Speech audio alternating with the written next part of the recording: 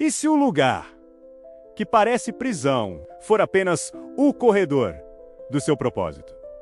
Porque às vezes, o que você chama de atraso, Deus chama de preparação. José era jovem, muito jovem, mas já carregava algo que homens mais velhos não tinham. Um sonho, filho de Jacó, neto de Isaque, bisneto de Abraão. Ele não era apenas mais um garoto do campo, ele era herdeiro de uma promessa antiga, mas promessas não impedem processos. Desde cedo, José percebia que havia algo diferente sobre ele. Os sonhos não eram comuns, eles vinham com peso, com clareza, com destino. Em um deles, feixes de trigo se inclinavam diante do seu. Em outro, o sol, a lua e 11 estrelas se curvavam. Não era ambição, era revelação. O problema é que nem todo mundo suporta ouvir o sonho que Deus colocou em você. Seus irmãos não ouviram propósito. Ouviram ameaça. A túnica que José vestia não era apenas um presente. Era um gatilho. Cada fio daquele tecido despertava inveja. Cada cor gritava diferença. E inveja, quando não tratada, vira ódio. É curioso como, muitas vezes, o maior ataque contra você não vem de desconhecidos, mas de quem cresceu ao seu lado. José não era arrogante. Era inocente. Ele acreditava que podia compartilhar o que Deus estava mostrando. Mas nem toda revelação deve ser anunciada antes da hora. Guarde isso. Nem todo mundo que está perto está preparado para o que está sobre você. Se essa frase já falou com você, comenta aqui. Eu confio no processo, porque o que começa como sonho quase sempre passa por prova. Um dia, seu pai o enviou para ver como estavam os irmãos no campo. Um gesto simples. Uma tarefa comum, mas aquele dia não era comum. De longe, os irmãos o viram. E antes que ele chegasse, o plano já estava formado. Lá vem o sonhador. Não chamaram pelo nome. Chamaram pelo que mais incomodava neles. O sonho. E decidiram matar o sonho, matando o sonhador. A Bíblia diz que o lançaram em uma cisterna vazia. Um poço seco, escuro, frio. Consegue imaginar o impacto emocional? Horas antes, ele era o filho amado. Agora, estava sozinho em um buraco, ouvindo os próprios irmãos decidirem seu destino. O poço representa aquele momento em que tudo desaba sem explicação. Você ainda ama a Deus. Você ainda tem promessa, mas está no fundo. E o mais doloroso não é o buraco, é o silêncio. Onde estava Deus quando José gritava? Onde estava a promessa quando a tampa do poço se fechou? Essa é a fase que poucos pregam. A fase em que você tem palavra, mas não tem resposta. E aqui começa o verdadeiro processo. Porque o caráter não é formado no palco. É formado no poço. Se você está vivendo um poço agora, emocional, financeiro, familiar, não saia deste vídeo. Essa história ainda não terminou. Enquanto José estava lá embaixo, os irmãos faziam o que muitos fazem quando traem. Tentavam normalizar o erro. Sentaram para comer. A indiferença de quem fere é tão dolorosa quanto a ferida. Mas Deus estava escrevendo algo que José ainda não podia ler. Uma caravana de ismaelitas passava em direção ao Egito. De repente, matar já não era a melhor opção. Vender parecia mais lucrativo. E assim, por 20 moedas de prata, José foi negociado como mercadoria. O filho da promessa virou produto. Talvez você nunca tenha sido vendido literalmente, mas talvez já tenha sido descartado, substituído, trocado. José saiu do poço acorrentado. O sonho não morreu, mas agora parecia impossível. E aqui está a verdade difícil. O processo não começa quando tudo dá errado. Ele começa quando você escolhe não deixar seu coração morrer, depois que tudo dá errado. José tinha todos os motivos para se tornar amargo, para odiar, para desistir de Deus. Mas há algo silencioso acontecendo dentro dele. O poço não destruiu o sonho, só arrancou a ingenuidade. Às vezes Deus permite que a estrutura externa caia para fortalecer a estrutura interna. José está indo para o Egito longe da família, longe da terra da promessa, longe de tudo que era familiar, mas nunca longe de Deus. E talvez seja isso que você precise ouvir hoje. Distância geográfica não significa distância espiritual. O cenário mudou, mas o chamado continua intacto. Se você sente que sua vida tomou um rumo que você não esperava, escreva nos comentários: Deus ainda está comigo. Isso não é apenas engajamento, é declaração, porque o Egito pode parecer o fim, mas na verdade é o início da formação. No próximo trecho dessa história, José vai descobrir que o processo não termina quando você sai do poço.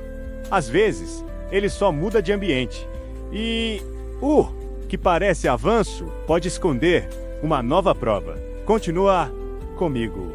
José, o sonho que sobreviveu ao processo. O Egito não era apenas um lugar diferente. Era um sistema, uma cultura, uma realidade onde José não era filho, mas escravo. Ele foi comprado por Potifar, um oficial de Faraó, capitão da guarda. Observe a ironia. O jovem que sonhou governar agora aprende a obedecer. Mas algo chama atenção no texto bíblico. E o Senhor era com José. Não diz que Deus o tirou da escravidão. Diz que Deus estava com ele nela. Isso muda tudo. Presença não significa ausência de processo, mas companhia durante ele. Na casa de Potifar, José decide: se não pode controlar o ambiente, controlará sua postura. Ele trabalha com excelência, administra com integridade e serve com lealdade. E o improvável acontece. Um escravo se torna administrador da casa inteira. O processo revela um padrão, onde José pisa, prospera, não pelo ambiente, mas pelo caráter sólido. Promoção não começa com reconhecimento. Começa quando você é fiel sem plateia. Talvez você esteja numa fase invisível. Ninguém aplaude, ninguém percebe. Mas Deus está formando algo. Se essa parte da história conversa com você, comenta, fiel no secreto. Porque o processo não é só dor. É treinamento. Mas toda formação profunda passa por teste. A esposa de Potifar começa a olhar para José não como administrador, mas como desejo, insistência diária, pressão constante. E aqui vemos um dos momentos mais decisivos da trajetória dele. Ele poderia ter cedido, ninguém saberia, ele continuaria na posição de confiança. Mas José entende algo maior. Integridade é quem você é quando ninguém está olhando. Ele responde: como poderia eu cometer tamanho pecado contra Deus? Note, ele não menciona apenas Potifar. Ele menciona Deus. O caráter de José não é sustentado por medo de consequência. É sustentado por consciência espiritual. Só que fazer o certo não o protege da injustiça. Falsamente acusado, ele é lançado na prisão, mais uma vez, sem defesa, mais uma vez, sem explicação, mais uma vez, silêncio. Percebe o padrão? Poço, escravidão, agora prisão. Cada vez que parece que ele está subindo, algo o empurra para baixo. E talvez essa seja a parte mais difícil do processo, quando você é fiel e ainda assim sofre. Quantas pessoas desistem aqui? Quantas abandonam a fé quando integridade não impede a adversidade? Mas a história de José não é sobre circunstâncias, é sobre consistência. O texto novamente repete: o Senhor era com José, não na liberdade. Na prisão, ele poderia se tornar amargo, poderia se revoltar, poderia culpar Deus, mas ele escolhe permanecer o mesmo, e o processo invisível se intensifica. Na prisão, José não é apenas mais um detento. Ele observa, organiza, administra.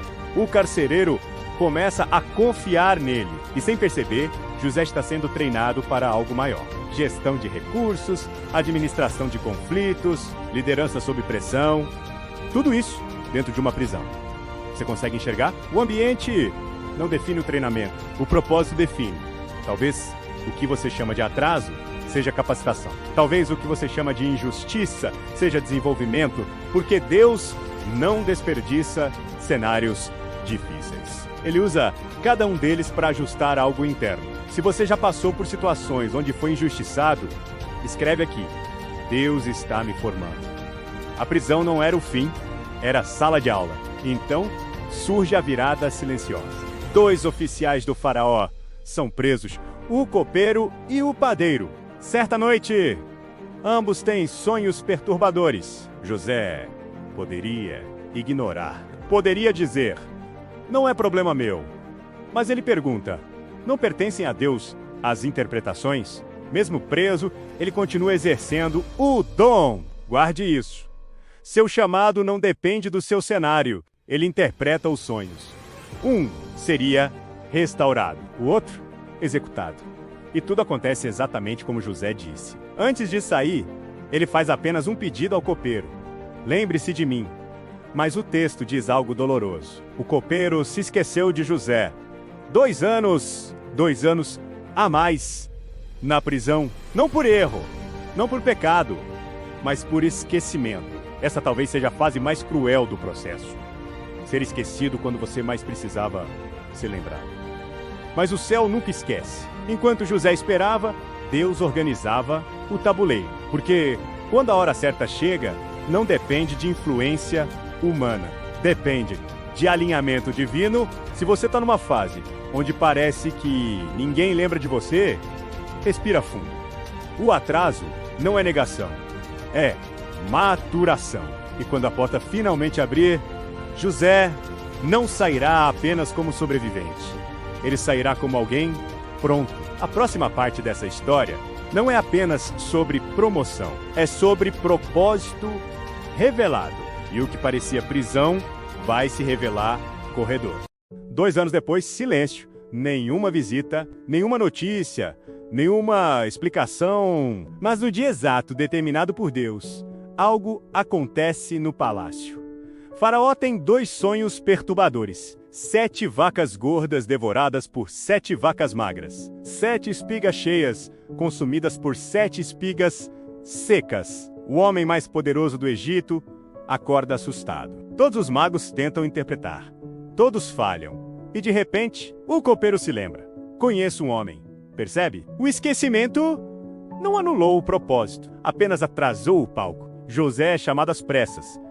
Imagine a cena. Ontem, ele era prisioneiro.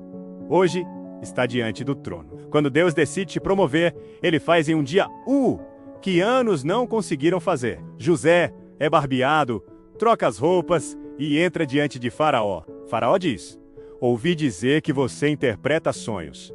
José poderia se autopromover. Poderia dizer: sim, eu sou bom nisso. Mas ele responde: isso não está em mim. Deus dará a resposta.